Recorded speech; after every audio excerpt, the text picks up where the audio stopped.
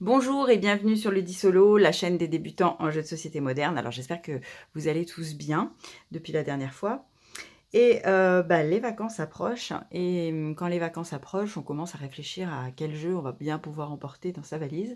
Ce qui est pas toujours facile parce qu'il faut des petites boîtes qui prennent pas beaucoup de place. Il faut des jeux qui s'adaptent un petit peu à tout le monde, qui puissent se jouer en famille, avec les grands-parents, avec les enfants, avec des amis ou de la famille qu'on voit pas souvent et qui sont pas forcément des grands fans de jeux de société. Et il y a un type de jeu qui s'adapte assez bien à tout ça, c'est le roll and write. Alors, le roll and write, qu'est-ce que c'est? Si vous ne le savez pas, je vous invite à aller voir ma vidéo que j'ai faite sur la présentation du jeu Très Futé, qui vous explique en détail ce que c'est.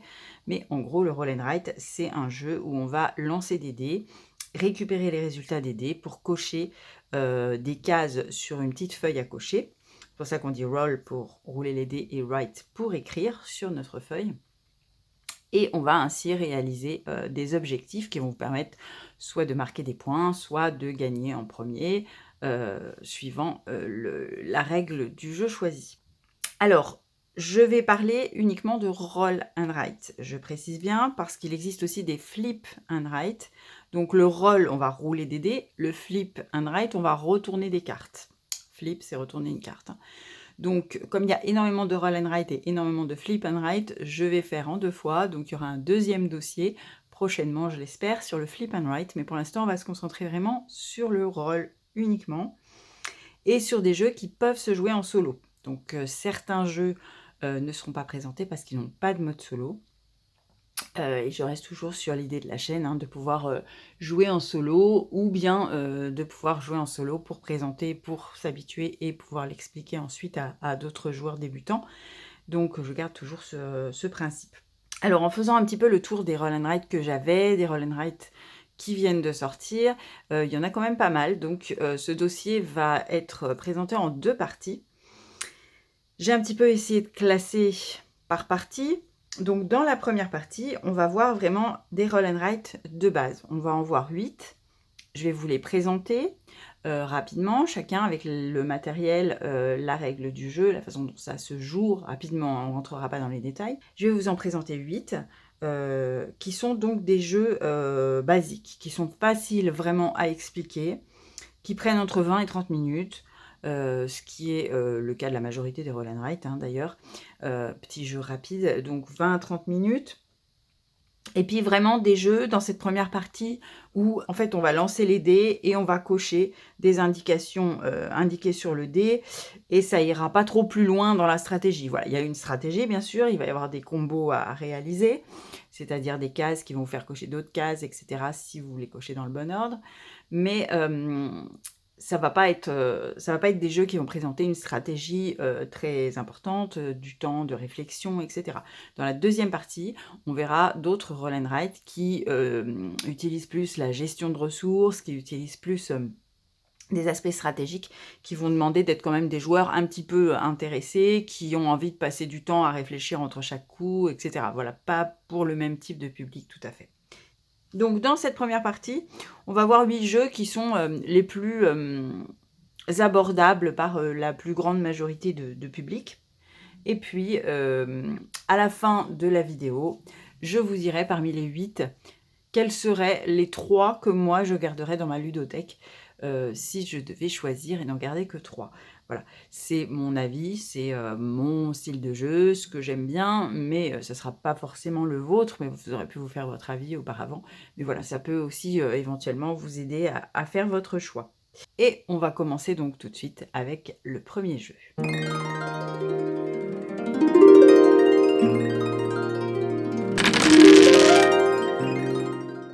Et le premier jeu qu'on va regarder ensemble, c'est Dungeon, Dice and Danger. Alors c'est un jeu de Richard Garfield qui est édité par Alea, qui est tout récent, il est sorti il n'y a pas très longtemps. Donc il est pour 1 à 4 joueurs à partir de 12 ans pour des parties de 30 à 45 minutes. Alors je commence par un qui est un petit peu plus long, mais par lequel je voulais commencer parce que j'ai un petit bémol avec et je voulais vous expliquer pourquoi. Donc c'est un jeu de dungeon crawler, C'est-à-dire que si vous ne savez pas ce que c'est que le Dungeon Crawler, je vous invite à aller voir ma vidéo sur le sujet également. Donc c'est un jeu où il va falloir pénétrer dans un environnement pour récupérer des trésors, des pierres précieuses et surtout aller combattre des boss, aller combattre des monstres qui sont ici des animaux.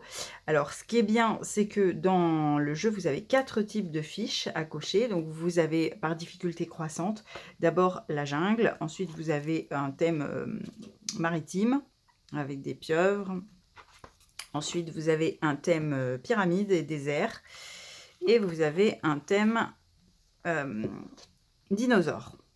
Voilà, donc 4 fiches différentes, de difficultés différentes. Donc ça, c'est bien parce que ça fait vraiment de la rejouabilité. Donc le but va être de partir de zones de départ, qui sont les cases vertes, et de progresser petit à petit dans votre donjon, entre guillemets, pour aller combattre chaque monstre. Et vous allez cocher progressivement toutes les croix de chaque monstre. Et lorsque vous aurez coché toutes les croix, le jeu est terminé, donc le premier qui arrive à cocher toutes ces croix de monstres fait arrêter la partie. Et ensuite, on va compter les points. Comment est-ce qu'on peut obtenir des points? Il y a différents petits bonus qu'on peut obtenir au cours du voyage. Il y a toutes les pierres précieuses saphirs qu'on va gagner soit par ces cases, soit surtout en combattant les monstres. Quand on a terminé de combattre le monstre, on va gagner des pierres précieuses. Et petit à petit, on va accumuler des points. Alors, comment est-ce qu'on va manipuler les dés? Donc, vous avez 5 dés, 4 blancs et un noir que vous allez lancer. Et à partir de ça, vous devez former 2 paires. Donc, quand vous êtes le joueur actif à plusieurs joueurs, vous avez choix entre les 5 dés. Et à partir de ces 5 dés, vous devez former 2 paires. Alors, par exemple, je vais faire 4 et 2 et 6 et 1. Et dans ce cas-là, je ne me sers pas du dé noir. Ou bien je pourrais faire, alors ici j'ai 2 1, donc ça ne vaut pas le coup, mais mettons que j'ai besoin de 2 1, donc je vais faire par exemple ça. Bref, vous choisissez 2 paires avec vos 5 dés, et vous allez additionner simplement les chiffres des 2 dés. Donc ici, ça me ferait un 3 et un 7. Donc je vais pouvoir cocher une case 3 et une case 7. Donc on coche, simplement avec des croix. Donc on va devoir partir d'une case départ, bien sûr. Donc ici, je pourrais par exemple cocher le 7, et puis le 3. Voilà, donc bien sûr, on choisit les paires qui nous arrangent le mieux pour aller là où on souhaite aller. Et puis, au tour prochain, je vais pouvoir cocher des cases adjacentes à celles que j'ai déjà cochées. On n'a pas le droit de partir au milieu d'un coup, bien sûr, on progresse. Donc, la fois d'après, je pourrais, par exemple, si j'ai un 10, cocher un 10. Lorsque j'arrive près d'une porte d'un animal, eh bien, désormais, je peux combattre cet animal. Et si j'y arrive par la porte 10, c'est une porte grise qui débloque une possibilité, je pourrais désormais attaquer mon animal avec un 10. Donc, vous voyez ici, je ne sais pas si vous voyez bien, sur cet animal, il y a 6, 8 et 10. Donc, je pourrais griser le 10, je le colorie, et désormais, je pourrais combattre mon animal avec un 10. Ce qui est déjà en gras, c'est une valeur par laquelle on peut combattre l'animal déjà au départ. Donc, si j'arrive par ici, je pourrais le combattre avec un 8 et un 10. Donc, la prochaine fois, si j'arrive à obtenir un 8 ou un 10, je pourrais cocher une case de combat contre mon animal. Voilà, et donc petit à petit, donc si j'arrive aussi à y aller par là, par ailleurs, je pourrais aussi le combattre avec un 6, sinon ce sera seulement avec 8 et 10. Quand j'ai terminé de le combattre, je gagne ceci. Alors, je gagne le nombre maximum de pierres précieuses si je réussis à le combattre en premier, à le tuer en premier. Les autres joueurs qui n'ont pas encore réussi à le combattre ne gagneront plus que la deuxième récompense. Donc, il y a une interaction entre les joueurs. Voilà, donc on va progresser comme ça petit à petit en choisissant nos paires. Et si on ne peut pas cocher parce qu'il n'y a aucune façon avec nos paires d'avoir des numéros de cases qui nous intéressent au point où on en est dans la progression, eh bien on va cocher une croix sur la barre de points de vie. Et petit à petit, si on arrive jusqu'ici, donc on commence à cocher depuis le haut, et si on arrive jusqu'au squelette, on est mort, donc on perd la partie. Et puis, si on arrive ici, par exemple, en fin de partie, on va avoir moins 9 points. Donc, des points qui vont se soustraire à la fin de notre score. Donc, les petits bonus trésors vont nous permettre au choix 3 choses. Donc, à chaque fois qu'on tombe sur un trésor, on va pouvoir soit avoir des points de vie supplémentaires. Au lieu de continuer à cocher ici, on va cocher là. Donc, on va avoir 3 vies supplémentaires. Soit de cocher, si on choisit ce trésor-là, de cocher 2 cases au cours du jeu en plus de nos dés. Donc les cases qu'on souhaite, bien sûr adjacentes à celles qui sont déjà cochées. Et puis ici, on peut choisir d'utiliser un dé noir. Alors on aura 3 fois la possibilité d'utiliser un dé noir pour les joueurs passifs, parce qu'en fait les joueurs passifs, au moment où le joueur actif va jouer, donc il va lancer ses dés, il peut utiliser tous les dés. Les joueurs passifs, eux, ne peuvent utiliser que les dés blancs. Donc ils jouent également pendant que le joueur actif joue, mais ils ne jouent qu'avec les dés blancs. Donc s'ils ont ce bonus, ils peuvent jouer aussi avec le dé noir en plus et choisir une paire qui comporte éventuellement le dé noir si ça les intéresse. Voilà, ça c'est pour le jeu à plusieurs.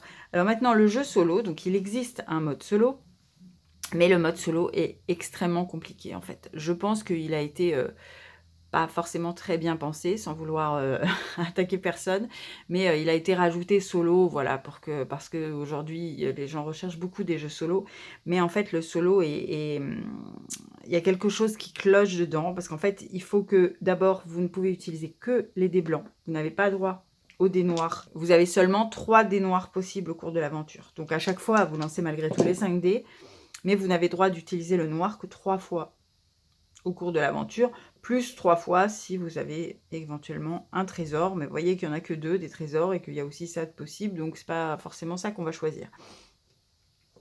Donc déjà, on part quand même avec des possibilités beaucoup plus limitées, parce que faire 2 paires avec ça, c'est beaucoup plus compliqué qu'avec 5 dés. Et puis en plus, il y a une condition pour le solo, c'est que à chaque tour, vous devez combattre un animal. Si vous n'arrivez pas à chaque tour au moins à cocher une croix d'animal, vous devez cocher une croix de vie dans votre jauge de vie. Donc très très vite ça va descendre, c'est extrêmement difficile parce que rien qu'avec les paires de ça sans le dé noir, ça devient très difficile. En plus de ça, au premier tour, vous cochez une case verte. Donc déjà au premier tour, il est impossible de combattre un monstre, puisque au pire, si vous arrivez à cocher 2 cases ici, vous allez vous retrouver à la frontière du monstre, mais vous n'avez pas de 3e tour pour le combattre. Donc déjà, rien qu'au premier tour, vous allez déjà perdre une vie. Et après, c'est extrêmement difficile, rien qu'avec les dés blancs, de se retrouver forcément avec un nombre qui permet de combattre un monstre. Donc très très vite, on va perdre des vies. Et c'est vraiment compliqué, c'est vraiment très très dur d'arriver au bout même de la première fiche. Alors après, si on rajoute le dé noir, par contre, du coup, ça devient trop facile. Parce que comme il n'y a plus le challenge de la vitesse par rapport aux autres joueurs, on prend tout notre temps. Là, pour le coup, on a énormément de combinaisons, parce que rajouter un dé, ça rajoute énormément de combinaisons possibles de paires. Et pour le coup, ça devient trop facile. On a à chaque fois de quoi cocher. Donc, il n'y a plus vraiment de suspense, ni de difficulté, ni d'intérêt stratégique, en fait, au jeu. Voilà. Donc éventuellement, ce qu'il faudrait faire, c'est faire un coup le joueur actif, peut-être un coup le joueur passif. C'est-à-dire un coup, vous utilisez les 5 dés, et puis le coup d'après, vous n'en utilisez que 4, comme si vous étiez le joueur passif qui jouait pendant que le joueur actif joue. Peut-être ça serait une possibilité, je ne l'ai pas essayé, mais bon, voilà, ça ajoute de la lourdeur, c'est pas évident. Donc pour résumer, ce jeu est très très bien. Je pense qu'il est très bien pour des jeunes parce que ces petits parcours là dans la jungle, dans les pyramides, tout ça, c'est assez sympa. Quand on y joue à plusieurs, il y a le challenge de combattre les monstres le plus vite possible. Donc c'est un bon petit jeu bien fait, mais je pense clairement qu'il ne faut pas que vous le preniez si vous comptez y jouer uniquement en solo, parce que vous allez être déçus. C'est soit trop difficile, soit trop facile, suivant les règles qu'on utilise. Il faudrait essayer de trouver une règle intermédiaire qui permette de redonner l'intérêt au jeu, mais c'est pas évident comme ça. Voilà pour Dungeon Dice and Danger que je vais vous présenter en premier à cause de ce petit problème.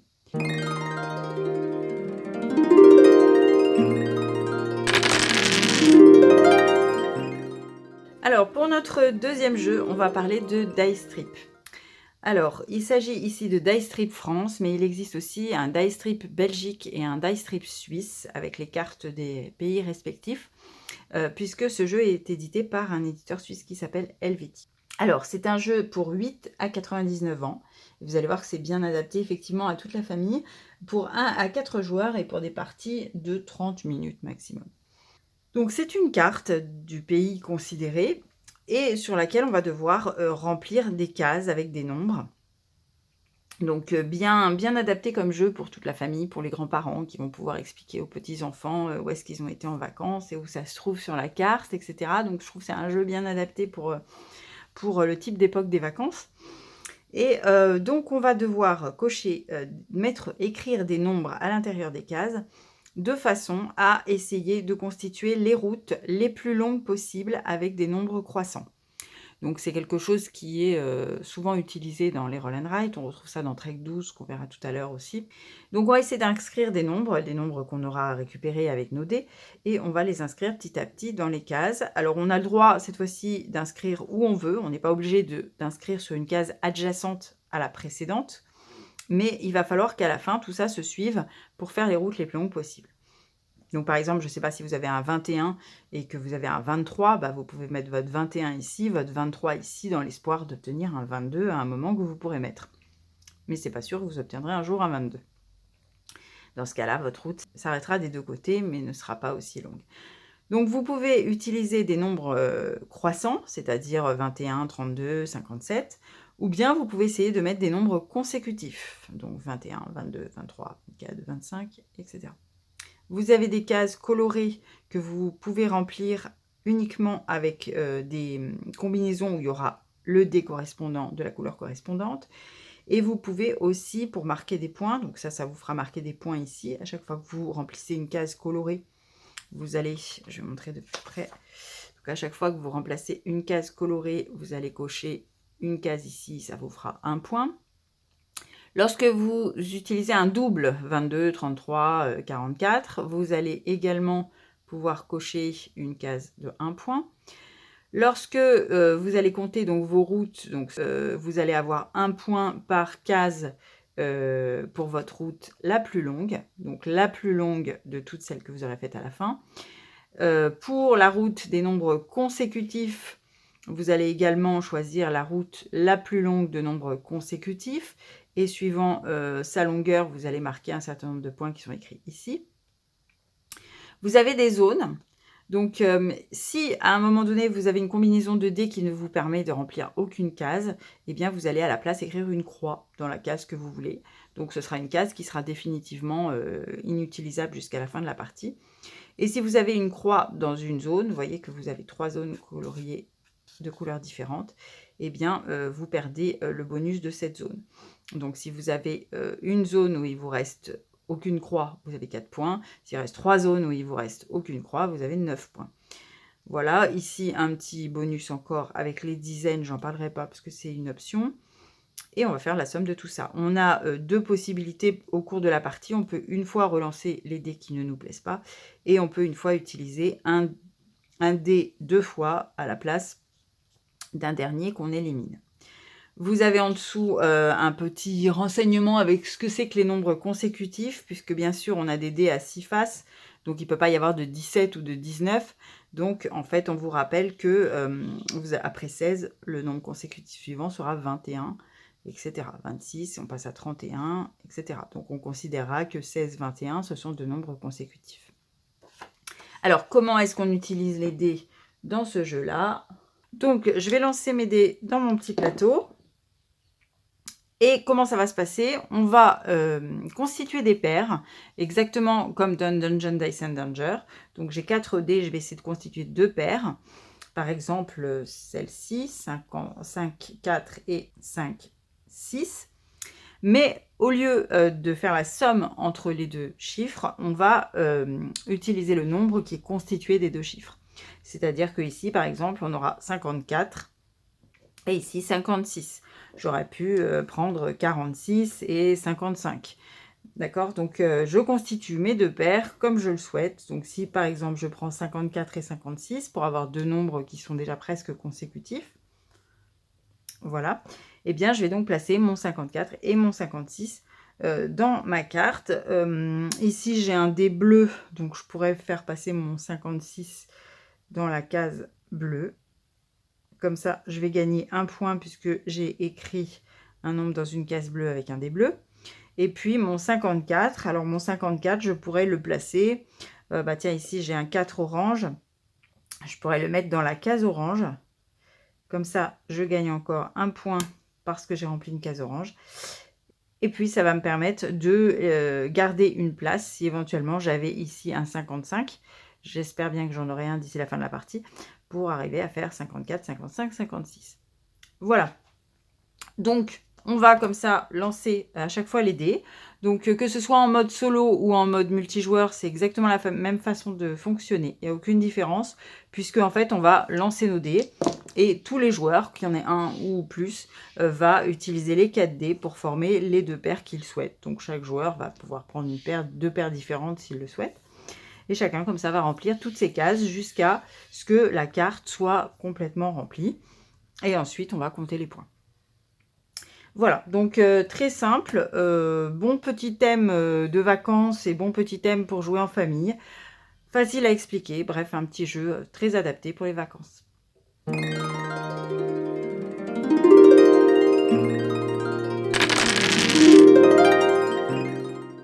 Alors, hop, c'est plié, c'est un jeu tout récent également, qui est sorti chez Schmitt, un jeu de alors Klaus-Jürgen Wrede et Ralf Kerfurt, excusez-moi pour la prononciation, qui est à partir de 8 ans pour 1 à 4 joueurs et pour des parties de 20 minutes.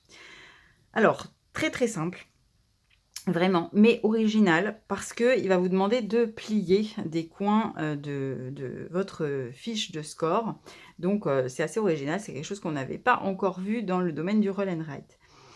Alors, quel est le but du jeu? Eh bien, le but du jeu, ça va être de relier le plus vite possible avant les autres joueurs. Donc là, il n'y a pas de décompte de points. C'est uniquement une question de rapidité. Le premier qui termine a gagné. Donc ça, c'est pas mal. C'est pas mal avec les plus jeunes, c'est pas mal avec des gens qui n'ont pas envie de se casser la tête à recompter tous les points à la fin de la partie. Ce qui est parfois un petit peu lourd quand on n'a pas trop l'habitude de jouer. Donc simplement, le plus rapide à gagner. Alors, vous voyez qu'il y a une étoile au centre, mais il y a des étoiles qui sont cachées également derrière. Voilà. Donc, le but du jeu va être de replier tous nos coins. Derrière chaque coin, il y a une autre étoile et ensuite de les relier toutes ensemble avec des croix. Et lorsque vous avez relié vos 5 étoiles, vous avez gagné la partie. Alors, il y a 4 types de fiches différentes, donc là aussi, beaucoup de rejouabilité. Difficulté croissante, avec des règles, des petites règles qui vont s'ajouter à chaque fois. Donc ça, c'est la fiche de base. Vous avez une fiche sur le thème maritime, là aussi, avec des petits pingouins et des poissons. Donc on va devoir relier des poissons. Vous avez une fiche sur le thème des martiens. Vous allez devoir relier des soucoupes volantes. Et puis un thème laboratoire avec des petites fioles et un petit savant fou. Voilà, donc le dernier est assez difficile parce qu'il y a des doubles pliages à effectuer. Donc, il faut vraiment jouer aux autres fiches un petit moment avant pour bien réussir à faire la dernière. Elle est vraiment difficile. Donc, vous voyez quand même de la progression, même si c'est un jeu simple, de la progression possible dans le jeu. Donc, concrètement, comment ça va se passer? Je reprends mon petit plateau. Vous voyez qu'on a 2 dés un peu particuliers avec certaines faces où il y a 2 valeurs, d'autres faces où il y a une seule valeur. Donc, on va lancer nos 2 dés. Et lorsqu'on est le joueur actif, toujours même principe, on va choisir le dé qu'on souhaite utiliser. Mettons que je vais utiliser le noir. Les joueurs passifs, eux, ne pourront donc utiliser que le blanc. Donc, chacun son tour, on va jouer. Et chacun son tour va choisir en premier le dé qu'il souhaite. Et comment est-ce qu'on va cocher? Alors, je prends une petite feuille qui était déjà commencée. Voilà. Donc, on va partir d'un point de départ. Donc, les points de départ sont les cases qui sont cochées et entourées. Donc, il y en a 4 au début du jeu. Et à partir de là, on va partir donc soit horizontalement, soit verticalement. On n'a pas le droit d'aller en diagonale pour cocher le nombre qui est écrit ici. Donc, par exemple, je peux faire un déplacement de 2. 1, 2. Et j'entoure mon point d'arrivée. Et un déplacement de 3, donc soit en partant d'ici, soit en partant d'ici, soit en revenant en arrière. C'est possible de revenir en arrière sur des cases déjà couchées. Donc ici, je vais faire un déplacement de 3, par exemple, en partant d'ici à nouveau. 1, 2 et 3. Et j'entoure mon point d'arrivée. Donc à chaque fois, je crée des nouveaux points d'arrivée qui seront des nouveaux points de départ pour mon tour suivant. Le but va être de cocher tous les smileys de mon petit carré pour pouvoir le replier. Si je coche uniquement les smileys du petit carré, que je n'ai pas coché celui-là, je ne peux plier que le petit carré. Je vais faire apparaître une étoile, mais qui est assez loin. Et puis, je ne touche pas le bonus qui est ici. Si j'attends, je patiente, donc je coche petit à petit mes 3 smileys au cours de certains déplacements que j'aurai fait. et que j'arrive à un moment donné ici et que je coche celui-ci aussi, il n'est pas forcément obligé d'être entouré, hein, il peut être juste sur le passage, mais il faut qu'il soit coché. À ce moment-là, j'aurai le droit de retourner le grand carré. Et le grand carré, vous voyez que déjà l'étoile se rapproche, elle est plus près de celle-ci. Et en plus, désormais, j'aurai le droit d'utiliser ce bonus qui vous permet de rajouter plus 1 à votre dé blanc si vous utilisez le dé blanc. Ce bonus-là permet de choisir le dé blanc même si vous êtes obligé de prendre le noir, inversement, et plus 1 sur le dé noir si vous choisissez le dé noir. Donc petit à petit, vous allez cocher tous vos smileys, soit pour aller plus vite, celui-ci, soit si vous estimez que vous avez le temps, parce que les autres joueurs sont encore loin, vous attendez plutôt pour cocher celui-là. Et ensuite, lorsque vous avez retourné tous vos carrés, il faut encore que vous fassiez les croix pour arriver jusqu'à... Donc vous voyez qu'ici, vous avez un autre point de départ. Il faut que vous arriviez à cocher toutes vos étoiles, donc à faire un chemin petit à petit qui va aller partout, voilà, au cours de vos déplacements, et de façon à ce que toutes vos étoiles soient reliées. À la fin, ça, je peux vous montrer, voilà, ça donne quelque chose comme ça. Et le premier qui a réussi à relier toutes ces étoiles a gagné. Voilà, donc c'est très sympa, petit jeu de rapidité. Alors c'est rigolo parce que justement il faut être le plus rapide, donc ça crée quelques tensions au cours du jeu. Alors comment on fait en solo du coup, puisque c'est un jeu de rapidité, donc là pour le coup le solo nécessite une petite variante. Donc la variante solo, eh bien on va avoir un petit tableau qui est au dos de du mode de la règle du jeu. Donc vous avez intérêt à photocopier parce que sinon vous ne pourrez pas l'utiliser trop souvent. Et vous allez prendre l'une des colonnes, donc vous avez 6 possibilités, que vous allez cocher au fur et à mesure du jeu. Donc chaque fois que vous jouez une fois, vous cochez une case en descendant. Et chaque fois, ça va vous indiquer le dé que vous êtes obligé de choisir. Donc premier tour, vous allez être obligé de choisir le blanc. Deuxième tour, l'un ou l'autre. Troisième tour, le noir, etc. Et ça va changer pour chaque colonne. Voilà, donc vous pouvez jouer 6 fois si vous cochez sur la règle du jeu, sinon photocopiez là et puis comme ça vous pourrez le faire de multiples fois. Donc le but du jeu va être bien sûr de réussir à le faire le plus rapidement possible, en le moins de tours possible. Et vous avez ici un petit tableau donc qui vous dit si vous réussissez à le faire en 15 tours, vous avez 5 couronnes, si vous le réussissez à faire entre 16 et 17, etc. Voilà, c'est un petit classement pour vous permettre de vous évaluer. Voilà, bon, toujours évidemment ce genre de jeu un petit peu moins challengeant en solo qu'à plusieurs, mais bon, ça reste sympa à faire, surtout quand on arrive dans les grilles plus compliquées, puisqu'on a alors des petites règles nouvelles qui s'ajoutent. Par exemple, avec les pingouins, on a des zones avec des trous, donc on ne peut plus passer par là, on est obligé de contourner, donc déjà beaucoup plus long et compliqué. Et puis des zones de glissade avec de la glace, donc si vous arrivez dans une zone de glissade, vous avez le droit de glisser jusqu'au bout de la zone, même si vous n'avez qu'un déplacement de 1 ou de 2, par exemple, vous pouvez vous retrouver de l'autre côté. Voilà, donc essayez d'emprunter les zones de glissade pour aller plus vite si possible. Voilà, très bon petit jeu, très original, avec un nouveau concept de pliage, donc ça valait le coup de vous le présenter. C'est un bon petit jeu sympa également, très facilement transportable pour les vacances, des toutes petites grilles à cocher.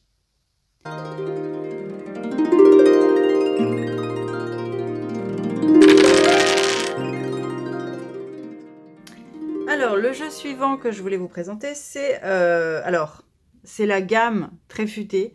J'ai fait une vidéo de présentation du jeu Très Futé, donc le premier jeu que vous pourrez retrouver en lien au-dessus de l'image.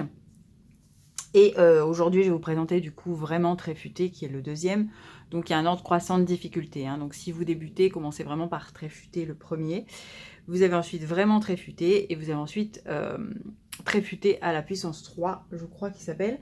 Donc j'ai pas testé le troisième encore. Le deuxième est déjà relativement plus complexe que le premier. Il ne sera pas forcément adapté à tout type de joueurs débutants.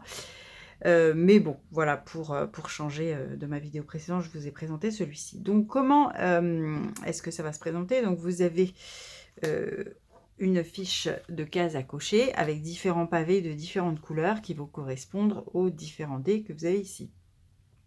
Donc c'est celui qui est le plus prochement issu du Yams ou du Yahtzee, hein, puisqu'on va effectuer 3 lancers de dés. Et on va choisir à chaque fois un des dés, donc on va les poser là, ce qu'on a choisi, et on va cocher ce qui correspond dans nos cases. Le but est de marquer le plus de points. à la fin de la partie.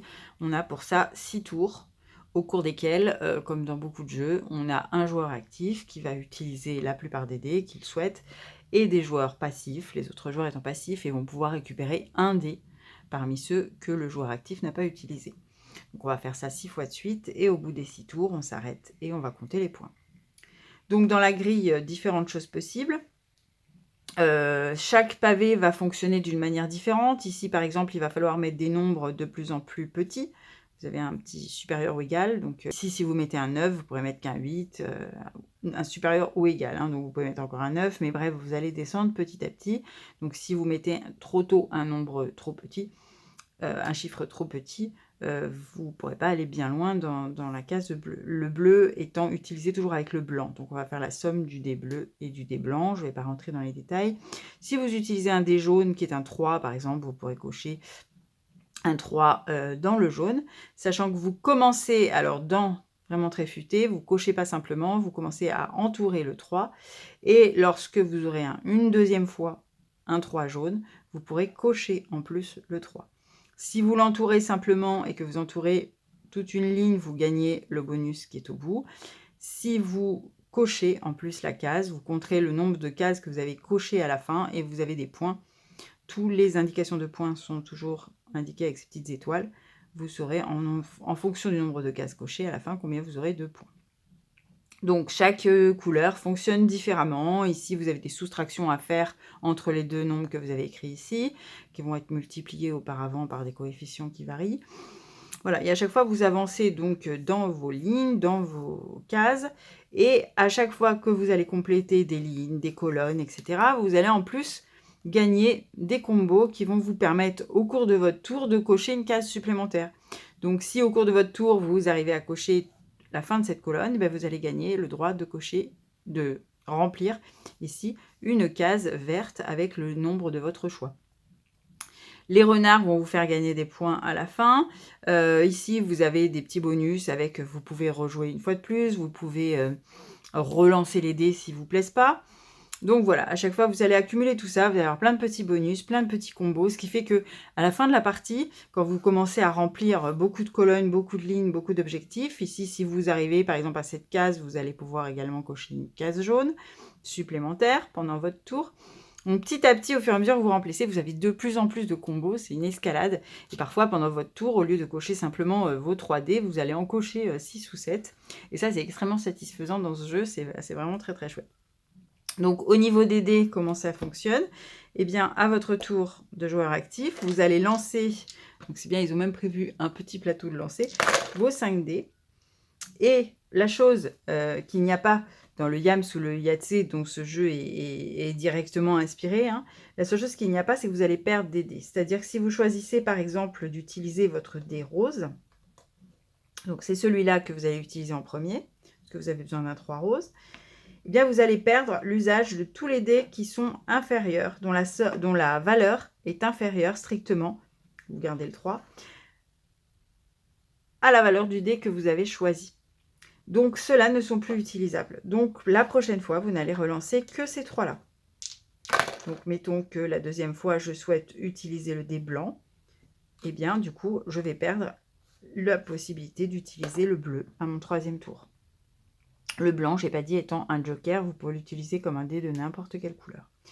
Et donc au 3e tour, vous ne pourrez relancer que votre dé jaune. Voilà, que vous allez donc forcément utiliser. Les dés qui restent sont les dés qui vont servir aux joueurs passifs. Donc une fois votre tour terminé, les joueurs passifs peuvent utiliser chacun un des dés, un seul. Donc chacun choisit celui qu'il souhaite et marque la valeur correspondante sur ces cases. Bien sûr, 2 joueurs peuvent choisir le même dé s'ils le souhaitent. Il n'y a pas de problème.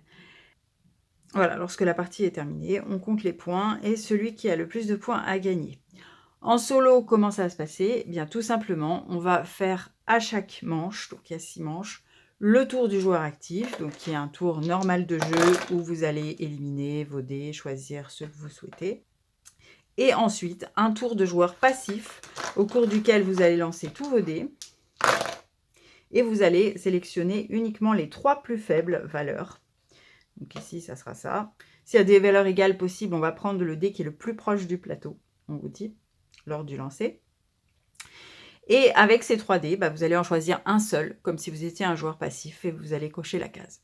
Voilà, donc simplement en solo, ça se déroule exactement pareil, sauf que vous faites alternativement le rôle du joueur actif et le rôle du joueur passif pour les 6 manches. Voilà, faut pas oublier le joueur passif. Souvent, on a tendance, quand on est tout seul, à oublier le tour du joueur passif. Et après, il nous manque plein de cases. Si vous aviez déjà Tréfuté et que vous aimez ce jeu, je vous conseille vraiment Tréfuté parce qu'il rajoute quand même plein de choses nouvelles intéressantes pour cette histoire d'entourage et de cochage qui rend les choses difficiles. Les soustractions, là aussi, c'est très sympa. Et puis, la case avec le dé argenté qui n'existait pas dans Tréfuté. Si vous choisissez le dé argenté, donc je vais vous montrer comment ça marche. Donc, le dé argenté est un 4. Donc, mettons que je choisisse mon 4. Donc, j'ai le droit de cocher un 4 de n'importe quelle couleur dans mon pavé gris. Et en plus, j'ai le droit de cocher tous les dés que je vais sortir parce qu'ils sont inférieurs aux 4 que j'ai choisis. S'il y a déjà des dés sur le plateau, ces dés-là, on ne peut pas s'en servir. Mais tous ceux que je sors en même temps que j'utilise mon dé gris, je vais pouvoir également les cocher dans mon pavé. Donc ici, c'est du vert. Donc par contre, je choisis un dé vert de 1 et je coche le 1. Donc vous pouvez à des moments subtilement choisir le dé gris parce que vous avez, si vous choisissez le gris, par exemple, vous en avez 3 qui sortent d'autres couleurs et du coup, ça vous permet de cocher plein de choses d'un seul coup. Donc très sympa le petit twist du dé argenté.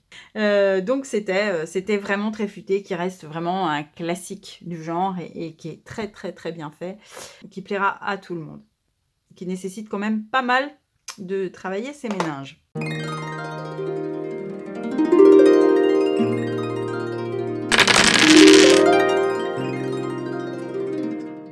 Alors, on passe à Railroad Ink Challenge. Alors, Railroad Ink Challenge est un jeu qui est édité par Yellow, un jeu de Algmar Hack et Lorenzo Silva pour 1 à 4 joueurs à partir de 8 ans et pour des parties de 30 minutes environ. Alors, c'est un jeu qui n'est pas nouveau. Il y a déjà eu 2 éditions qui sont sorties. Il y a un moment qui était rouge et bleu. Et puis, c'était un moment en rupture. Et ils ont ressorti 2 éditions qui sont jaunes et vertes. En fait, c'est toujours le même jeu. Le jeu de base avec les 4 dés blancs. Et puis, suivant les versions, vous avez des mini-extensions. Donc, la jaune avec des cactus et puis des petits barbelés pour délimiter des zones. La verte aura plutôt des forêts, je crois, et d'autres. Donc, chaque extension, chaque mini-extension a ses propres règles. Et vous avez même des mini-extensions supplémentaires. Voilà, il y en a plein sur des thèmes différents. Il y a le thème de Cthulhu, il y a le thème des jeux vidéo et vous avez un tas de dés, vous pouvez collectionner tous les dés, voilà, si vous le souhaitez. Donc chaque petite mini-extension aura des règles complémentaires pour marquer vos points à la fin. Donc aujourd'hui, on va parler juste des dés blancs et du jeu de base. Donc, comment est-ce que ça se passe? On a une petite grille où on va devoir construire un réseau de voies ferrées et de voies routières en dessinant ce que vous avez sur les dés. Donc c'est en fait le même principe de construire la route la plus longue, sauf que au lieu d'être avec des nombres croissants comme on a vu dans les précédents jeux, eh bien ça va être en construisant la voie la plus longue de chemin de fer ou la voie la plus longue de route. Donc vous avez des points pour chacun, vous allez compter le nombre de cases à la fin. Donc vous allez partir de différentes entrées qui sont soit des entrées voies ferrées, soit des entrées routes. Bien sûr, vous ne pourrez pas relier une case avec une voie ferrée directement à une case route, sauf si vous avez une gare, où là, vous voyez, vous avez un réseau routier et un réseau de voies ferrées qui repart, et là, vous pourrez relier des routes, là, vous pourrez relier une voie ferrée. Donc, vous allez devoir dessiner sur votre grille, qui est plastifiée, hein, ça c'est bien, parce que vous pouvez l'utiliser à vie, et vous avez des petits feutres qui sont fournis avec. Donc vous allez devoir dessiner, alors ça c'est pas toujours facile au début, parce que avec des feutres qui sont pas hyper fins, mais vous allez devoir dessiner vos petits réseaux de voies ferrées et de routes suivant les dés que vous allez lancer et que vous allez choisir. Donc en plus de ça, vous avez des objectifs, donc vous avez des cartes objectifs, donc il y en a pour le jeu de base, il y en a pour les extensions, et au début du jeu, vous allez sélectionner au hasard 3 objectifs, voilà, dont l'ordre est important lorsque vous jouez en solo. vous expliquerai après pourquoi. Et donc, au cours du jeu, va falloir que chaque joueur essaye de faire ces 3 objectifs. Le premier qui arrive à faire l'objectif gagne le maximum de points, et puis, etc., de moins en moins de points. Donc ici, par exemple, un objectif de relier 3 sorties entrées différentes. Ici, d'avoir au moins 6 voies ferrées droites dans votre parcours. Ici, d'avoir au moins 6 routes, par exemple. Il y a d'autres types d'objectifs. Donc, à chaque tour de jeu, je reprends mon petit plateau, on lance tous les dés, et tous les dés servent pour tous les joueurs. Donc, chaque joueur va, en fonction de ces 4 dés, s'organiser son petit réseau. Ici, vous avez par exemple un pont d'une route qui peut passer par-dessus une voie ferrée. Et donc, mettons que je démarre. Donc, je vais prendre mon réseau de voies ferrées et je vais commencer à dessiner dessus ce dé, que je peux dessiner bien sûr dans le sens que je veux. Donc, j'ai pris celui-ci. Après, mettons que j'utilise celui-là pour faire un tournant ici. Voilà. Un pont que j'utiliserai peut-être après pour faire passer une route. Donc, je dessine bien sûr tout ce qu'il y a sur le dé. Hein. Voilà, ça, c'est le pont. Et puis, ici, j'ai une gare. Donc, une gare que je peux, par exemple, mettre ici. Avec donc mon réseau routier d'un côté et puis mes petites voies ferrées de l'autre côté. Voilà, donc on peut dessiner le dé dans le sens qu'on veut, mais en respectant bien tout ce qu'il y a dessus. Et petit à petit, comme ça, donc tous les joueurs utilisent chacun les 4 dés comme ils le souhaitent à chaque tour. Et petit à petit, au cours du nombre de manches, va se constituer un dessin de réseau ferré. Alors, vous avez des particularités. Si vous mettez un réseau à l'intérieur du carré bleu, vous allez avoir des points supplémentaires. Si vous passez par ces petites cases bonus, si vous réussissez à construire une gare dans une case maison, vous avez le droit de cocher ici la première case à gauche, et puis de plus en plus au fur et à mesure du jeu, et vous prenez en compte les points de la case la plus à droite à la fin. Si vous passez par une case usine avec une voie ferrée ou une route, vous avez le droit de dupliquer lors de votre tour un des dés, c'est-à-dire vous réutilisez un dé pour un cochage supplémentaire. Si vous passez par une université, vous avez le droit de cocher une case ici, et au bout de 3 cases cochées, vous avez le droit d'utiliser un de ces dés qui sont des dés bonus, que vous ne pouvez utiliser que un à la fois au cours de la partie. Donc, vous avez le droit d'utiliser ces dés en plus à un moment. À chaque fois que vous en utilisez un, vous le cochez. Il n'est plus utilisable jusqu'à la fin de la partie. Et au maximum, vous avez le droit d'utiliser ces 6 dés au cours de la partie. Si vous avez une université, vous avez le droit de réutiliser un des dés en plus. Voilà en gros comment ça se passe. Donc à la fin, on compte les points en fonction de la plus longue voie, la plus longue route, le plus long réseau de chemin de fer, les petits bonus différents que vous avez eus, les points d'objectif que vous avez réussi à réaliser. Et voilà. En solo, quelle est la différence? Eh bien, en solo, simplement, on va avoir nos 3 objectifs. Donc les 3 objectifs s'inscrivent ici. Donc c'est G, J et I pour nous. Ils ont des lettres. Donc, on va les écrire, G, J et I. Et vous allez devoir jouer un petit peu contre la montre, c'est-à-dire que vous allez devoir, on vous l'explique ici dans le mode solo, vous allez devoir résoudre le premier objectif avant la 3e manche pour avoir le maximum de points, le deuxième objectif avant la 4e, enfin au plus tard à la 4e, et le dernier objectif au plus tard à la 5e manche. Voilà, donc ça vous introduit un petit côté stratégique supplémentaire de limite de temps pour essayer d'atteindre vos objectifs. Donc, ça vous oblige un petit peu à orienter vos voies pour résoudre les choses dans cet ordre. Voilà pour ce jeu. Donc, très très simple aussi. Simplement, à la place des chiffres, on a des voies ferrées. La petite extension dans celui-ci apporte donc des cactus que vous allez pouvoir placer autour des voies, mais il faut également placer des oasis parce que si vous n'avez pas d'oasis à côté de vos cactus, les cactus vont mourir, donc vous n'aurez pas les points des cactus à la fin de la partie.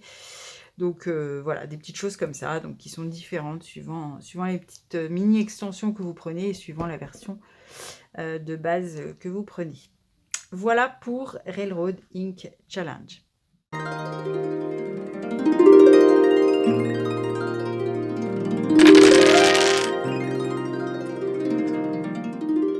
Alors, on va passer au jeu suivant qui est Number Drop. Alors, Number Drop est un jeu qui est assez récent également. Un jeu de Florian Siriex et Benoît Turpin qui est édité par les éditions Débâcle. Alors, c'est un jeu de 1 à 6 joueurs pour des joueurs de 10 ans et plus et pour des parties de 20 minutes environ. Alors, Number Drop, même s'il s'agit toujours d'écrire des chiffres dans des cases, est très original parce qu'il reprend le principe du Tetris. Et c'est pas bête du tout et ça donne un jeu qui est vraiment très sympathique. Alors, on va faire descendre petit à petit nos formes qui sont constituées de cases remplies de chiffres. On va les faire descendre en bas de notre grille, exactement comme dans le jeu du Tetris. On va les imbriquer au fur et à mesure les unes avec les autres, sachant que le premier qui va arriver à la ligne Game Over, qui va la dépasser avec sa dernière forme qu'il aura écrite, va mettre fin à la partie. Et à la fin de la partie, on va compter les points, le but du jeu étant d'obtenir à nouveau le plus de points possible. Alors, comment vont être agencés nos chiffres? Eh bien, il va falloir, alors comme dans beaucoup de roll and write, il va falloir soit faire des suites de chiffres consécutifs, donc 3, 4, 5, 4, 5, 6, etc., des suites les plus longues possibles, ou bien des zones avec le même chiffre répété plusieurs fois. Donc pas en diagonale, hein, mais vous pouvez avoir une zone, par exemple avec un 3, un 3, un 3, ça peut vous faire délimiter une zone de 3, 3 que vous allez inscrire ici. Donc ici, vous avez les zones de chiffres égaux, et ici, les zones de chiffres consécutifs. Vous ne pouvez remplir au cours de la partie que une combinaison de chaque type. C'est-à-dire, si ici, vous avez une zone de 3, 3, vous allez entourer la zone 3, 3 de chiffres identiques, et vous ne pourrez plus, ou si vous en faites, en tout cas, ça n'aura pas d'intérêt pour vous, faire de zones avec à nouveau 3 chiffres identiques. Vous devez faire une zone avec 4 chiffres identiques, une autre avec 5, avec 6, avec 7. Chaque fois que vous réussissez à faire une zone correspondant à l'un des chiffres pas encore entourés, vous entourez ce chiffre. Donc, mettons que ici j'ai une autre zone avec 1, 2, 3, 4. Eh bien, j'entourerai ma zone et j'entourerai une suite de 4 chiffres consécutifs. Au fur et à mesure, les zones entourées vont vous rapporter des points à la fin de la partie. Et lorsque vous avez 2 zones entourées d'une même valeur, eh bien, vous avez droit de faire un drop. Je vais vous expliquer après ce que c'est. Quand vous avez rempli toute une ligne, vous avez droit au bonus qui se trouve à la fin de la ligne. Et lorsque vous faites une suite de 8 chiffres consécutifs, c'est-à-dire 1, 2, 3, 4, 5, 6 et un 1 derrière, par exemple, ou en démarrant du chiffre que vous voulez, ou alors une zone avec 8 chiffres identiques, ce qui est vraiment difficile à faire, vous avez encore 8 points supplémentaires. Alors, comment ça se passe concrètement? Je vais vous expliquer déjà le lancer de dés, puis ensuite je vous expliquerai ce que c'est que le drop. Alors, on va lancer nos 5 dés, dont les valeurs donc, sont utilisables par tous les joueurs, hein, dans l'ordre qu'ils souhaitent, mais tous les joueurs utilisent le même lancer. Il n'y a pas de joueur passif. Et on va inscrire nos 4 chiffres selon la forme qui est sur le dé bleu. Donc ici, j'ai 1, 2, 5, 6. Donc, je peux les écrire. Donc, je vais faire tomber ma forme. Donc, ici, je vais la garder horizontale. Et par exemple, je vais écrire 1, 2, 5 et 6. Et j'aurai ma forme. À chaque tour, on va pouvoir entourer une combinaison de chiffres soit consécutifs, soit identiques. Donc, alors ici, au premier tour, je ne peux pas puisque je n'ai pas encore 3 chiffres consécutifs au minimum. Donc, pour l'instant, je n'entoure aucune combinaison, sachant qu'on va entourer les combinaisons en les délimitant tout autour. Si on tombe sur un dé étoile, on choisit le chiffre qu'on veut. Si on tombe sur un dé étoile sur la forme bleue, on choisit, il est là, on choisit la forme qu'on veut parmi toutes les autres formes qui sont sur le dé. Donc, premier tour, je ne peux rien faire, je vais faire un deuxième tour. Alors, j'ai une forme comme ça et j'ai un 3, 3, 5. Donc, je pourrais alors mettre le 5 proche de l'autre 5 pour essayer de me faire une zone de 5. Et puis, par exemple, 3, 3 et 1. D'accord? Je dois mettre 1, 3, 3, 5 selon cette forme que j'ai choisi de mettre dans cette direction. Voilà, je vais faire un troisième tour pour vous entourer une combinaison, parce que j'en ai toujours pas. Donc, encore cette forme, et j'ai 5, 5, 6, 6.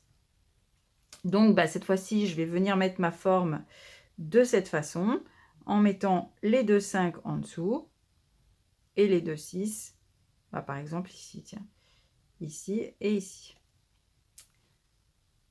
Voilà, j'ai bien ma forme de 4, et j'ai mis mes 5 comme ça et mes 6 comme ça.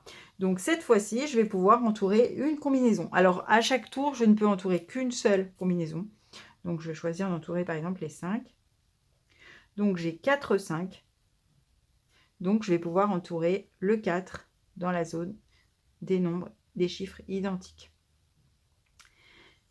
Au prochain tour, si j'ai pas d'autres combinaisons possibles, ou si je choisis de faire celle-là, je pourrais entourer mes 3 6. Peut-être au prochain tour, j'aurai d'autres 6 que j'aurais pu coller entre-temps là. De même, si j'ai une combinaison de chiffres consécutifs, je commence à entourer mes combinaisons de chiffres consécutifs. Qu'est-ce qui se passe quand on a deux donc, zones entourées? Donc, mettons que j'ai fait également 4 chiffres consécutifs. Eh bien, j'ai droit au drop B. Le drop B, on a choisi ces petites tuiles aléatoirement pour les placer dans A, B, C, D, E au début de la partie. Et lorsque j'entoure le drop B, j'ai le droit de faire tomber cette forme sur la feuille de tous les autres joueurs. Donc, interaction, ça c'est bien, qu'il n'y a pas toujours dans les roll and write. Donc, le drop B va tomber dans les feuilles des autres joueurs. À la place des chiffres, il va y avoir des croix. Donc, chaque joueur va choisir de faire tomber, alors de la façon dont il le souhaite, mettons verticalement par exemple, cette barre dans son jeu et va cocher 4 cases. Bien sûr, ces croix, du coup, bloquent les cases jusqu'à la fin de la partie. Le joueur qui a débloqué le drop va barrer sa case, et les autres joueurs vont barrer également le B, puisqu'ils ne pourront plus faire tomber de drop B, puisqu'il a déjà été utilisé. Donc, il va falloir essayer d'être le premier à entourer des combinaisons qui n'ont pas encore été utilisées pour essayer de faire tomber des éléments chez vos adversaires et pour essayer de les gêner. Donc, le premier qui arrive en haut à la limite du game over fait arrêter la partie. Si sa forme dépasse de la ligne, il va avoir moins 5 points et, par ligne dépassée. Il y a des bonus, plus de points par ligne remplie. Alors ici, j'ai aucune ligne remplie, mais mettons que j'aurais un 3 également ici. Eh bien, je peux cocher le bonus de 2. Donc, pour chaque ligne, vous allez voir tous les points que vous pouvez cocher. Ici, vous allez faire la somme de tous les chiffres entourés. De même ici, le bonus de 8 éventuellement si vous l'avez. Et ça va vous donner un total de points qui marquera votre total pour savoir si vous avez gagné. Comment ça se passe en solo? Alors, j'aime beaucoup aussi ce jeu parce que un mode solo vraiment consistant, si je peux dire, a été prévu, avec une petite plaquette spéciale qui est derrière. On va utiliser les tuiles de l'autre côté, du côté où il y a un petit 1 écrit. Donc, on va les tirer aléatoirement au début.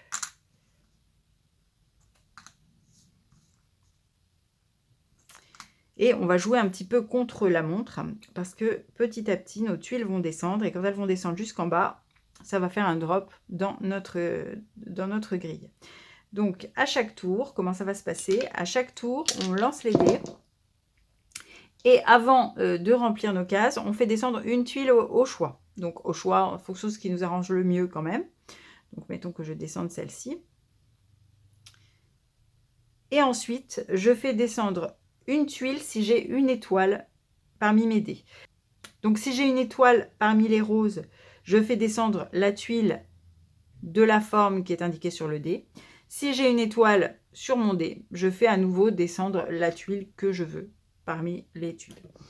Donc, au minimum, à chaque tour, on va descendre une tuile. Au maximum, on va en descendre 2 si vous avez une étoile sur vos dés. Ensuite, vous allez placer vos résultats de dés exactement de la même façon qu'on le fait à plusieurs joueurs, en mettant vos dés selon la forme, en entourant éventuellement une combinaison si vous en avez une. Et lorsque vous allez atteindre les deux combinaisons et atteindre le drop, eh bien, vous allez être protégé contre ce drop. C'est-à-dire, il va continuer à descendre. Mettons donc que j'ai les deux combinaisons de 4. Donc, j'ai entouré mon drop B. Donc, je peux le barrer et désormais, je suis protégée contre le B. Donc, si le B descend jusqu'ici, il n'y aura pas de forme avec des croix qui va descendre sur ma grille. Par contre, si je ne suis pas protégée contre le drop, parce que je n'ai pas rempli les deux cases, eh bien, lorsque la forme considérée va arriver en bas, je vais devoir descendre un objet de cette forme avec des croix sur ma grille. Voilà, donc ça fonctionne très bien, ça fait avancer vite les choses. Alors suivant, alors il y a beaucoup de hasard, parce que si vous tombez tout le temps sur des étoiles avec les dés, bah, ça descend beaucoup plus vite. Donc il y a quelques cas où c'est impossible, parce que ça va vraiment trop vite. Mais si vous avez de la chance relativement avec les dés, que vous n'avez pas trop d'étoiles, vous avez bien le temps de terminer et de faire un bon score. C'est quand même assez difficile de faire des bons scores avec le jeu. Alors vous avez dans la règle du jeu un barème avec les scores des auteurs du jeu et puis de quelques autres personnes. Il faut essayer de vous placer au mieux. L'objectif étant de faire 100 points, ce qui est pour l'instant pour moi impossible, mais ça viendra probablement en s'entraînant. Voilà, Number Drop, petit jeu bien sympathique au demeurant.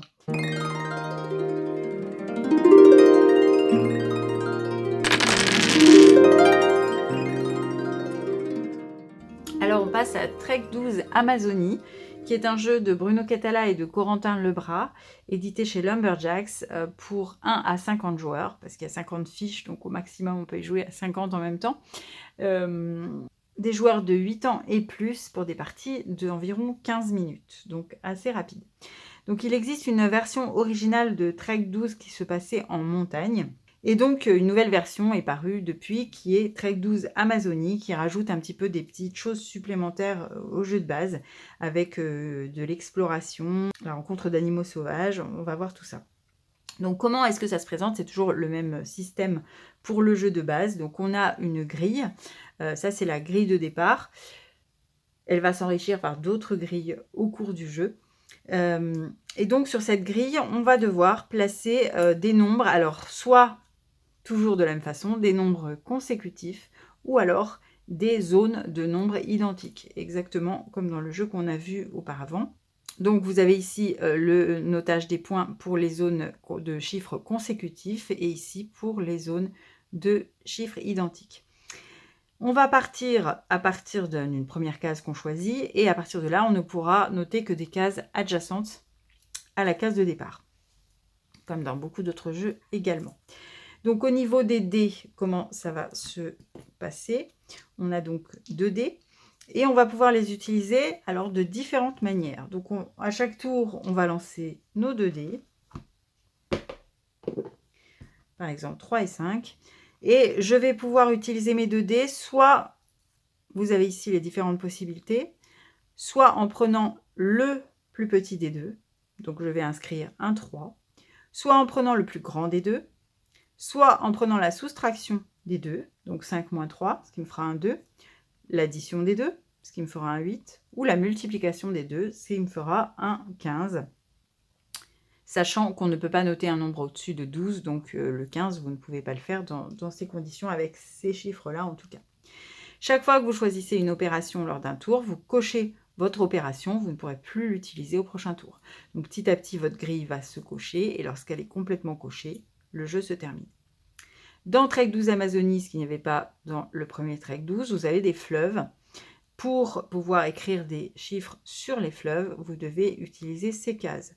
Donc vous ne pourrez écrire des chiffres sur les fleuves que 4 fois lorsque vous utiliserez le chiffre supérieur. Donc mettons le 5 ici par exemple, vous pourrez cocher une case avec une pirogue, donc vous avez le droit de mettre votre 5 sur un fleuve.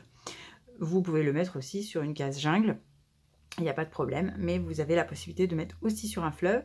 Si vous voulez mettre un chiffre qui n'a pas de pirogue, c'est-à-dire une addition par exemple, sur un fleuve, dans ce cas-là, vous devez colorier le petit piranha et vous aurez moins 5 points à la fin, chaque fois que vous coloriez un petit piranha. De même, chaque fois que votre combinaison ne vous permet absolument pas de faire quelque chose de bien et que vous êtes obligé de mettre un chiffre qui ne va pas se suivre avec un autre dans une case, eh bien ça vous fera un chiffre orphelin à la fin. Vous devrez laisser une petite araignée dessus et ça vous fera perdre 5 points également. Donc vous allez petit à petit comme ça placer, donc à chaque fois, tous les joueurs utilisent le même lancer de dés. Donc ça peut se jouer très facilement en visioconférence si jamais effectivement vous ne pouvez pas vous voir. Vous lancez les 2 dés, tout le monde voit les 2 dés, tout le monde remplit sa petite fiche. Ce qui est le cas pour plusieurs des jeux d'ailleurs, c'est possible de faire ça. Donc vous allez remplir au fur et à mesure et essayer de faire les routes, encore une fois, les plus longues, de chiffres consécutifs ou de zones de chiffres identiques. Il y a une chose en plus ici, ce sont les explorations d'animaux sauvages. À chaque fois que vous allez, donc ça on va tirer au sort 3 cartes, donc il y en a beaucoup dans le jeu, hein. Il y en a des cartes de départ, il y en a qui sont débloquées au cours de l'aventure. Vous allez tirer 3 cartes aléatoirement et 3 chiffres qui vont par-dessus. La première fois qu'un joueur va, par exemple, placer un 2 sur sa grille, on va donc débloquer la carte 2, qui est ici une grenouille, et qui va nous indiquer tous les chiffres et nombres à inscrire dans la ligne du 2. Donc, on va écrire un 2 ici, on aura le 4 et le 1 par la suite, et on va inscrire tous les chiffres qui sont ici. Et à chaque fois que je vais écrire un 2 au cours de l'aventure, je vais entourer une case de score. Donc, si j'ai écrit 6-2 dans ma grille à partir du moment où la carte est débloquée, je vais arriver jusqu'à 20 points possibles. D'accord ? Donc, chaque fois que quelqu'un va inscrire un 2 dans son parcours, il entourera une case de points. Donc, vous voyez qu'il y a certains barèmes où il y a beaucoup de zéros. Donc, il faut inscrire beaucoup de 2 avant d'arriver à des points possibles. Il y a d'autres cartes où ça commence tout de suite. De même, la première fois que quelqu'un va mettre un 4, on va révéler cette carte. Vous voyez qu'il y a beaucoup plus de points dès le départ. Et désormais, chaque fois que quelqu'un écrit un 4, il pourra entourer une case de son barème. À la fin, on va compter les points. Les points de nos cartes exploration d'animaux, les points de nos routes les plus longues, selon un mode de calcul en prenant la valeur du chiffre le plus élevé de notre route. Par exemple, si on a 1, 2, 3, 4, 5, on va prendre 5 points plus 1 point par case supplémentaire de notre route. Pareil pour les zones. Et puis on va soustraire tous les points négatifs des piranhas et des araignées et on va arriver à notre score final. Le but étant bien sûr toujours de marquer le plus de points pour gagner. Lorsqu'on est en mode solo, alors le mode solo je trouve est un petit peu lourd puisqu'on va devoir prendre en fait 2 grilles et il va y avoir un joueur qui s'appelle je crois Max qui va jouer de son côté à chaque fois. Donc à chaque fois qu'on va tirer les 2 dés, on va faire nous notre opération, choisir le dé qu'on souhaite et lui va systématiquement prendre le dé de la valeur la plus élevée à chaque fois. Donc il va le noter sur la même case qu'on a noté nous, notre case. Si je choisis de mettre un 2 par exemple et que je le mets dans cette case, Max sur sa grille va cocher un 5 dans la même case que la mienne. Et comme ça, il va aléatoirement former des zones et des chemins de chiffres consécutifs. Il va pouvoir également récupérer des points des cases exploration. À chaque fois qu'on va lui écrire un 5, et bien si c'était une carte 5, il va entourer une case de points. Et puis, à la fin, s'il a des cases orphelines qui ne sont dans aucune zone, et bien lui, au lieu de perdre des points, il va en gagner. Il va gagner 5 points par case orpheline. Donc c'est très dur, parce qu'il faut à chaque fois que vous mettez votre chiffre dans votre propre case, voir ce que ça va donner pour lui, quel chiffre il va mettre dans quelle case, et si ça va lui apporter des zones ou des routes de nombres consécutifs, ce qui va lui apporter des points. Mais s'il n'a pas de zone ni de route de nombres consécutifs, il va avoir des cases orphelines qui vont aussi lui rapporter des points, plus 5 points à chaque case orpheline. Donc résultat, c'est extrêmement difficile de battre Max. Et en plus de ça, c'est un petit peu fastidieux de compter les points, parce que déjà, c'est fastidieux de compter les points à la fin, parce qu'il y a beaucoup de petites zones par moment, sauf si vous êtes un très très bon joueur, mais bon, il faut essayer de ne pas perdre le fil, de penser à toutes les zones au moment du comptage. Et pour Max, c'est encore pire parce qu'il va se retrouver avec plein de petites zones de 5, de 6. Comme on lui met toujours le chiffre supérieur, il a surtout des 5 et des 6 en fait. Alors, il a des tas de zones de 5 et de 6 ou de chiffres qui sont reliés simplement de chiffres consécutifs où il y a 4, 5, 6 maximum, où il y a 5, 6. Voilà. Donc ça fait beaucoup de mini-zones où il faut compter les points. Donc c'est assez fastidieux de compter les points de Max et c'est un peu lourd en fin de partie d'avoir à faire ça. Voilà, c'est juste ce que le bémol que j'ai à propos de ce jeu. Sinon, il y a beaucoup d'enrichissement possible, puisque au fur et à mesure que vous allez atteindre des objectifs, donc on vous dit par exemple la première fois que quelqu'un a coché 12 cases dans sa zone au cours d'une partie, on a le droit de débloquer une enveloppe, et vous avez des enveloppes à débloquer qui vont contenir des nouvelles grilles différentes, plus difficiles, qui vont contenir des nouvelles cartes, des nouvelles règles. Voilà, donc vous avez 2 enveloppes, et à la fin de la boîte, vous avez même un coffre à ne pas ouvrir pour le moment, avec encore plein de choses à l'intérieur. C'est très lourd en dessous. Donc voilà, donc jeu très riche au niveau du matériel, au niveau de la rejouabilité. Petit bémol sur le solo, je trouve. Mais bon, après, c'est pas un jeu qui est forcément le mieux adapté, peut-être en solo.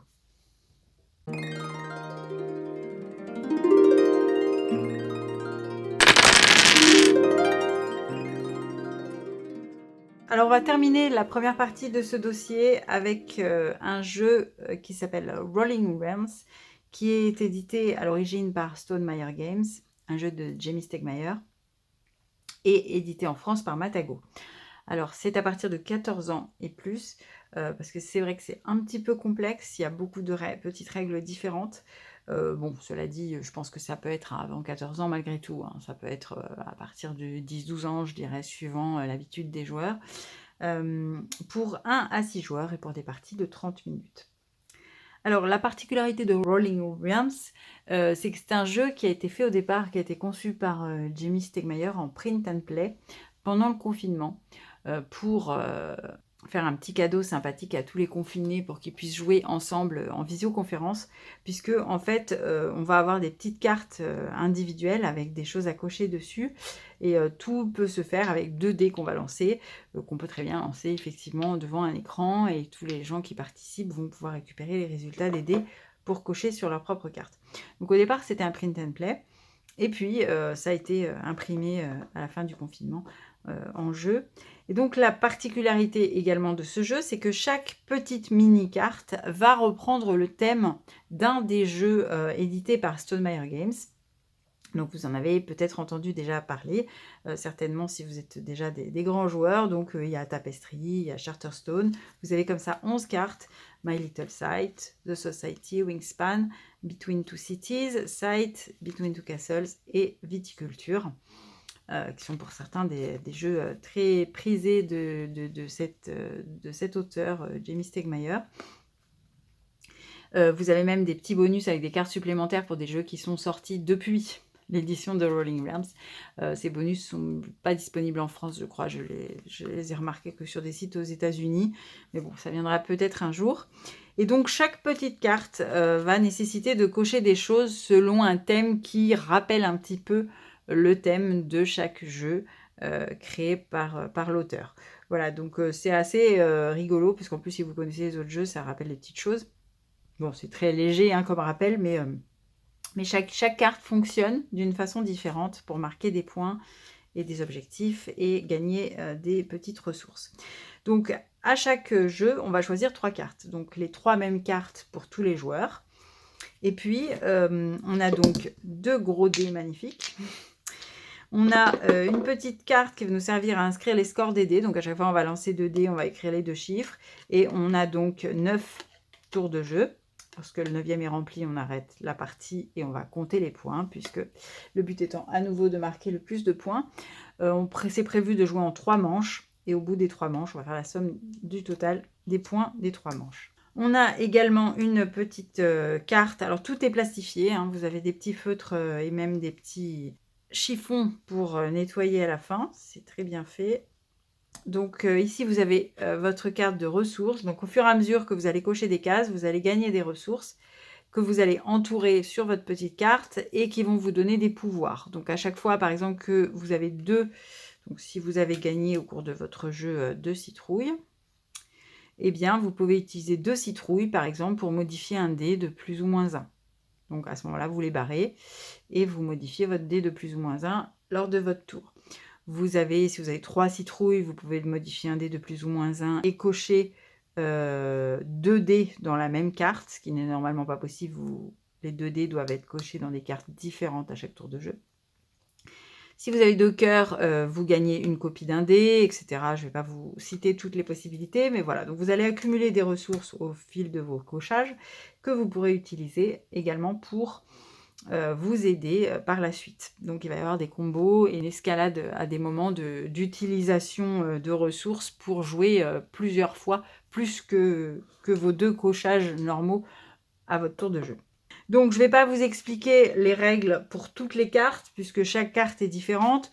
Au hasard, par exemple celle-ci, donc dans Euphoria, chaque fois que vous allez jeter vos 2 dés à chaque tour, vous allez noter les valeurs des 2 dés.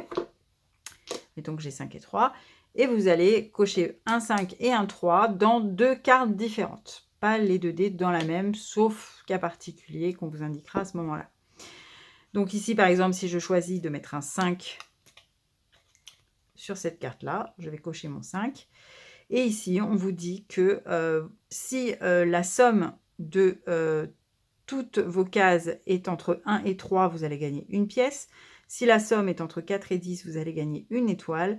Et supérieur à 11, vous allez gagner une citrouille et un cœur. Donc ici, j'ai coché un 5 uniquement dans cette colonne-là. Donc je suis entre 4 et 10, donc je vais gagner une étoile. Le but du jeu, j'ai dit c'était une somme de points, mais c'est une somme d'étoiles. C'est celui qui a le maximum d'étoiles qui va gagner la partie.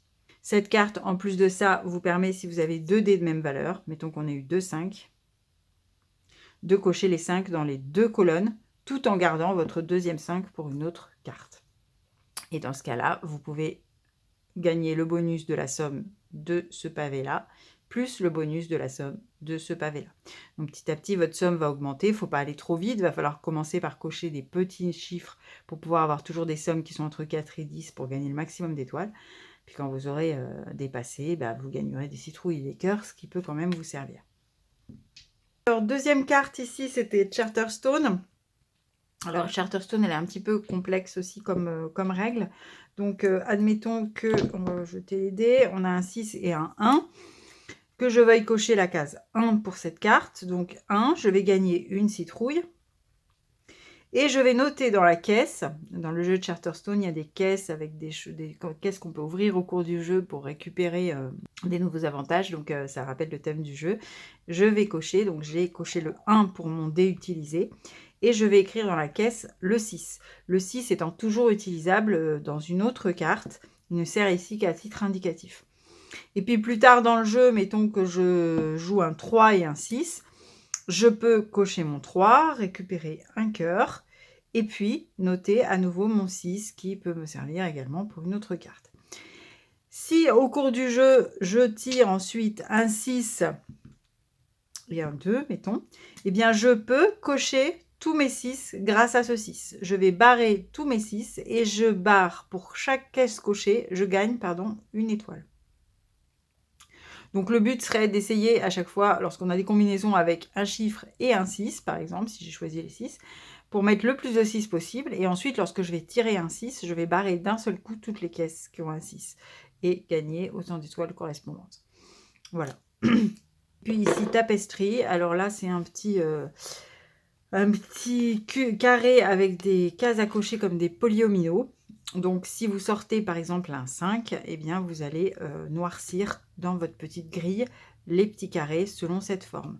Donc, par exemple, ici, je pourrais noircir ces petits carrés-là. Voilà, je ne vous les fais pas en entier, il faudrait les faire en entier. Et à chaque fois que vous allez choisir une forme, vous pourrez noircir la forme, un chiffre, vous pourrez noircir la forme correspondante. Vous avez le 1 qui est un seul cube, vous pouvez éventuellement remplir des zones que vous n'avez pas réussi à remplir avant. Chaque fois, donc vous ne pouvez pas colorier ni passer sur les zones grisées. Chaque fois que vous réussissez à colorer une case entière comme ceci, vous gagnez le bonus qui est à l'intérieur. Et lorsque vous arrivez à compléter une colonne complète ou une ligne complète, et bien dans ce cas-là, vous marquez une étoile. Donc vous avez 3 lignes, 3 colonnes, donc au maximum à nouveau 6 étoiles lorsque vous avez rempli toute votre grille. Voilà, tout ça donc avec les valeurs des dés qui vont vous définir les valeurs des formes que vous allez colorier dans votre grille. Alors, il y a bien sûr plein d'autres cartes, donc avec des règles différentes. Ici, une pyramide où vous devez, à chaque fois que vous avez une pyramide de 3 chiffres, vous gagnez l'étoile qui est au centre, sachant que vous devez mettre des chiffres qui soient croissants. Les chiffres ici doivent être inférieurs à ceux qui sont directement situés au-dessus. Ici, vous devez réaliser des sommes, vous devez remplir les cases de gauche à droite pour chaque oiseau, puisqu'on est dans Wingspan. Remplir les 3 cases. À chaque fois que vous remplissez une case, vous gagnez le bonus en dessous. Et puis, si la somme de vos 3 cases fait 7, vous gagnez une étoile supplémentaire. Pareil pour 12 et pour 16.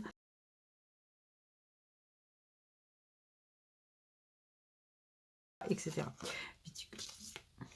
Etc. Voilà, donc au cours du jeu, vous allez gagner plein d'étoiles. Vous allez noter ces étoiles dans votre grille de score. Donc, ce n'est pas des points ici, c'est des étoiles. S'il vous reste des petites ressources non utilisées, elles vont vous compter, je crois, 0,1 point chacune. Donc, mettons qu'il reste 10 ressources, ça va vous faire une étoile supplémentaire. 10 fois 0,1. Et puis, au bout des 3 manches, vous comptez vos étoiles et vous savez qui a gagné. Alors, en solo, ça se passe exactement de la même manière qu'à plusieurs joueurs. Donc, on va simplement choisir nos 3 cartes et aller jusqu'au bout, gagner nos étoiles. Simplement, voilà, on aura certainement seulement un nombre d'étoiles qu'on va devoir améliorer à chaque score. Mais bon, comme tous les jeux de ce type, ça peut être au bout d'un moment lassant un petit peu en solo parce que bon, il n'y a pas d'objectif réel. Sauf que Monsieur Stegmaier, qui est toujours quelqu'un qui soigne les joueurs solo, puisque dans tous ces jeux, il y a toujours des modes solo qui sont très bien faits. Il faut savoir que le mot automa a été inventé dans le jeu Viticulture pour le mode solo, qui était un mode solo vraiment travaillé spécialement pour les joueurs solo, avec un automa qui va jouer contre le joueur. Et ce terme a été inventé dans ce jeu, et il a été depuis repris dans de nombreux jeux, puisqu'aujourd'hui on dit généralement l'automa quand on parle du mode solo. Donc ça vient de là. Et donc il a créé pour Rolling Realms également un mode solo avec un challenge qui est vraiment très intéressant, qui s'appelle le mini-golf en solitaire. Donc vous avez une règle spéciale pour le mini-golf en solitaire. Règles comme toutes les règles d'ailleurs de Stonemaier Games qui sont très bien expliquées. Toujours très bien expliquées avec plusieurs phrases qui reprennent d'une manière différente le sens des choses. Donc c'est parfois un peu redondant, mais en même temps c'est vraiment très clair, moi je trouve.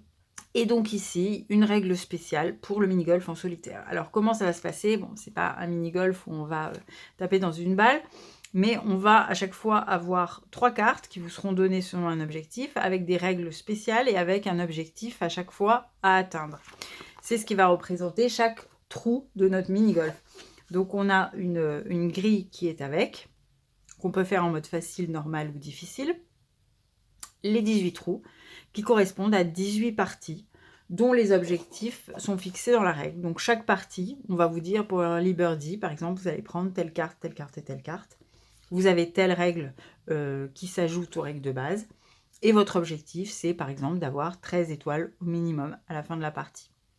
Donc tout de suite un challenge parce qu'il faut y arriver le plus vite possible, puisqu'en plus, comme dans le mini-golf, vous avez un par, c'est-à-dire le nombre d'essais, le nombre de parties que vous pouvez faire pour y arriver. Et le premier, par exemple, c'est en une. Donc si au bout de la première partie, vous n'avez pas 13 étoiles, vous cochez votre case, vous essayez une deuxième partie, et vous mettrez votre nombre total d'essais à la fin. On vous dit qu'au bout de 4 essais, vous cochez directement 5e essai si vous n'y arrivez pas, ou vous continuez si vous avez envie, mais en tout cas, vous ne pouvez pas avoir plus de 5 essais, et noter à ce moment-là un 5 ici. Bien sûr, à la fin, plus votre somme d'essais sera importante par rapport au par, et plus vous serez mauvais. Et ce qu'il faut essayer, c'est de faire en 36 ou en moins, ce qui est encore mieux. Puisque vous pouvez éventuellement, ici c'est en 2 essais, vous pouvez très bien arriver du premier coup, et dans ce cas, vous gagnez une avance de 1 point. Alors, les différentes descriptions des parties sont dans la règle du jeu. Il y a également des cartes qui rappellent aussi individuellement chaque objectif. Alors, on va prendre celle de la règle. Donc, par exemple, si je prends... je vais prendre la 3e, précision. Donc, on vous dit par 2. Donc, vous avez 2 parties pour y arriver. Vous devez utiliser Charterstone, Euphoria et Tapestry. Vous débutez la partie avec une citrouille, un cœur et une pièce supplémentaire. Parce que comme c'est difficile, on vous aide un petit peu. Et vous devez gagner exactement 3 étoiles dans un royaume, 4 dans le suivant et 5 dans le dernier. Vous voyez par exemple déjà un objectif un peu compliqué. Donc au choix, vous prenez le royaume que vous voulez parmi les 3 qui aura 4 étoiles, un qui en aura 5 et un qui en aura 6. Pas facile comme objectif. Les étoiles qui auront été en plus gagnées via des récompenses, c'est-à-dire si vous les cochez suite à l'utilisation de vos ressources, ne comptent pas. Et vous choisissez quel royaume répond aux conditions du nombre d'étoiles donc à atteindre. Vous en avez d'autres où vous devez gagner par exemple au moins 14 étoiles. Et puis vous avez des règles adaptées pour chaque royaume, pour chaque chose. Voilà, donc ça, du coup, ça rend le jeu en solo extrêmement passionnant. On a vraiment envie d'y retourner, on n'a pas envie de s'arrêter. Quand on commence une partie et qu'on n'y arrive pas, on recommence 5 fois de suite. C'est vraiment très addictif. Et ça, j'ai beaucoup aimé. Le mode solo de Rolling Realms est vraiment très très bon. Pour moi, en tout cas, à mon avis, il m'a vraiment bien plu et bien convenu. Voilà, c'était Rolling Realms, notre dernier jeu de cette première partie de dossier. Alors, on en arrive au douloureux moment du choix. Alors, comme vous l'avez compris, je ne les ai pas classés par ordre de préférence, parce que c'est toujours difficile de choisir entre lequel on préfère, entre le 5e et le 6e ou le 4e, etc. C'est plus facile pour le dernier et le premier, mais bon. Donc ils n'étaient pas par ordre de préférence. Par contre, comme je vous l'ai dit au début de la vidéo, j'avais envie de réfléchir à 3 jeux que je garderais si je devais me séparer des autres pour garder dans ma ludothèque idéale. Et donc, quels sont ces 3 jeux? Alors, bien évidemment, ça va dépendre un petit peu de mes goûts à moi, mais il y en a quand même 3, je trouve, qui se distinguent, pour moi en tout cas, dans le lot, bien que les autres soient tous très très bons également. Et ces 3-là, ben, ça va être, premièrement, vraiment très futé, enfin tous les très futés, parce que ça reste vraiment la référence. C'est un jeu qui est excellent, qui est très très bien pensé. Le deuxième ajoute beaucoup encore d'intérêt quand on a bien utilisé le premier. Donc vraiment une série, une très très bonne série. Je n'ai pas encore testé le troisième. Certains avis sont un petit peu moins bons sur le troisième, alors je sais pas, mais je peux pas vous dire. En tout cas, très futé, vraiment une valeur sûre qui plaira toujours à tout le monde, bien qu'il n'y ait pas de thème, ça reste abstrait, mais excellent jeu. Le deuxième que je garderai, alors j'ai hésité entre plusieurs petits faciles, mais je pense quand même que celui qui m'a le plus marqué de tout cela, c'est Number Drop. De par le côté très original du mélange avec le Tetris. Et puis, le fait qu'il y a un mode solo qui soit spécifiquement fait pour les joueurs solo. Et on sent la différence parce qu'il y a un challenge, il y a la rapidité des tuiles qui tombent. Il faut éviter qu'on ait trop de blocs qui nous tombent dessus avec des croix. Et ça, c'est très bien fait. Ça rajoute beaucoup d'intérêt. Je me place toujours en tant que joueur solo dans mes choix. Donc, il est vrai que pour des joueurs en multijoueur, peut-être que les avis ne seraient pas les mêmes.